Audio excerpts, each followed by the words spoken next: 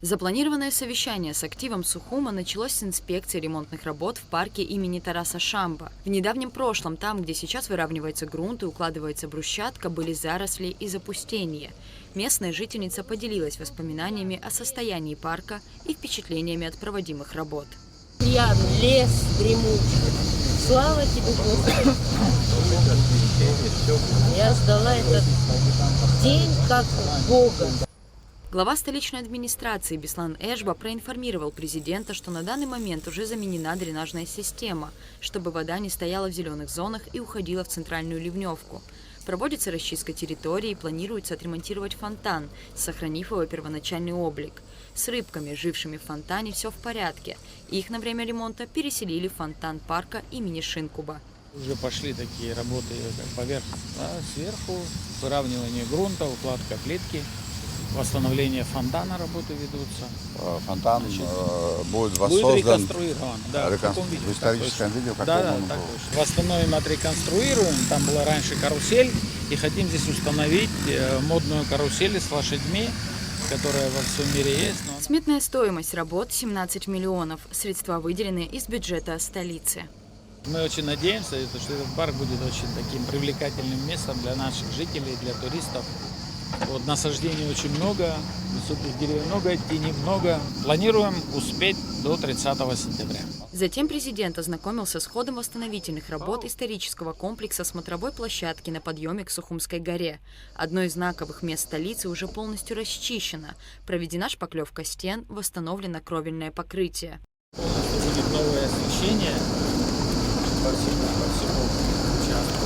И верхняя площадка тоже уже, в принципе, отремонтирована. Беслан Эшба проинформировал президента, что работы будут завершены ко Дню Победы 30 сентября. Далее президент побывал на Красном мосту. Беслан Эшба отметил, что по завершении работ будет полностью воссоздан изначальный вид моста. Конечной точкой инспекции стал санаторий МВО, в котором на данный момент активно идут восстановительные работы. Коммерческий директор комплекса Юлия Кулиева рассказала президенту о восстановлении крытого бассейна, расположенного на территории санатория. По ее словам, бассейн будет доступен для посещения как для местных жителей, так и для туристов. Также здесь планируется строительство 2 отелей из категории 5 звезд. Юлия Кулиева проинформировала, что в ходе восстановительных работ не нарушается изначальная архитектурная концепция зданий, а также учитывается ландшафт и окружающая природа. Главная цель – сохранить ее. В августе месяце будем здесь принимать гостей. У нас уже есть брони. Очень много здесь было проведено работ. Были заменены все инженерные коммуникации. Видите, фасад уже практически привели в порядок. По словам руководителя медицинского направления Оксаны Поляковой, здесь планируют открыть клинику инновационной косметологии, которая будет работать как для туристов, так и для местного населения. Здесь 2 этажа. Это блок на 2-м этаже, операционный блок, да, то есть это многопрофильная операционная, это малая операционная. Здесь будет собственное центральное стерилизационное отделение, да, и здесь палата интенсивной терапии, и здесь располагаться будут врачи. Сюда дальше идут ординаторские, да, то есть и палаты для пациентов. Восстановительные работы проводятся по всей территории санаториев МВО и ПВО. Комплекс «Орхидея», по словам Юлии Кулиевой, уже практически восстановлен. В нем 74 номера. 14-этажный корпус на данный момент также полностью восстановлен и уже запущен в работу.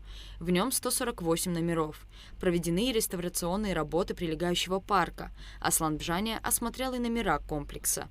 Также президент осмотрел работы по установке моста, который соединит части набережной санатория с городской набережной.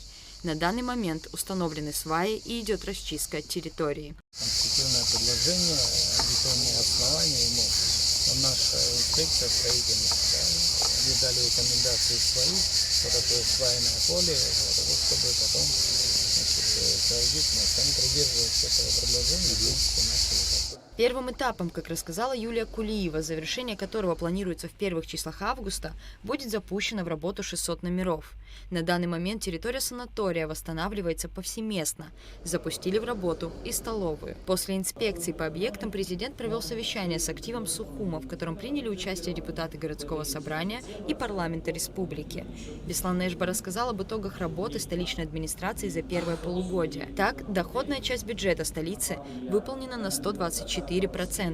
При плане в 579 миллионов рублей в бюджет поступило 718 миллионов. По словам Беслана Эшба, собственные доходы бюджета города увеличились на 154 миллиона по сравнению с аналогичным периодом прошлого года. Спецналог 123% или 32 миллиона 512 тысяч. Патентный налог 139%, 4 миллиона 170 тысяч. Налог на имущество 162%, 26 миллионов 641. Налог на прибыль 120%. Подоходный налог, тоже могу назвать цифру, 277 миллионов по налогу на прибыль. Подоходный налог 129%, 344 миллиона 38 тысяч. Земельный налог 146%, 13 миллионов 170.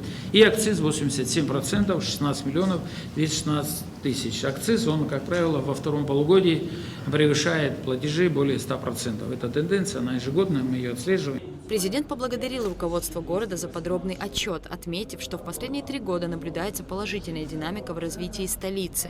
Тем не менее, Аслан Бжани отметил, что не все проблемы города оцифрованы в отчете. Например, существует нехватка детских садов и школ, сложности с утилизацией твердых бытовых отходов и энергетикой, ремонтом крыши фасадов высотных домов в новом районе, повышением заработной платы работникам бюджетной сферы, пенсий и пособий инвалидам и ветеранам.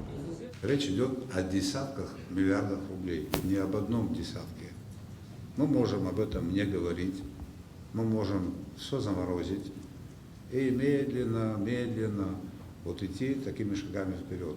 Это я не упрекаю вообще. Но если у нас столько времени, конечно, у нас есть потенциал. Потенциал – это еще не значит, что он работает на население, он может остаться неиспользованным.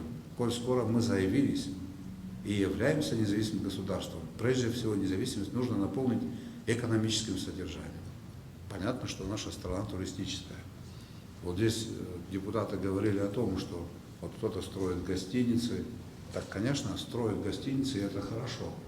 Но у нас гостиниц должно быть в 20, в 30, в 40 раз больше.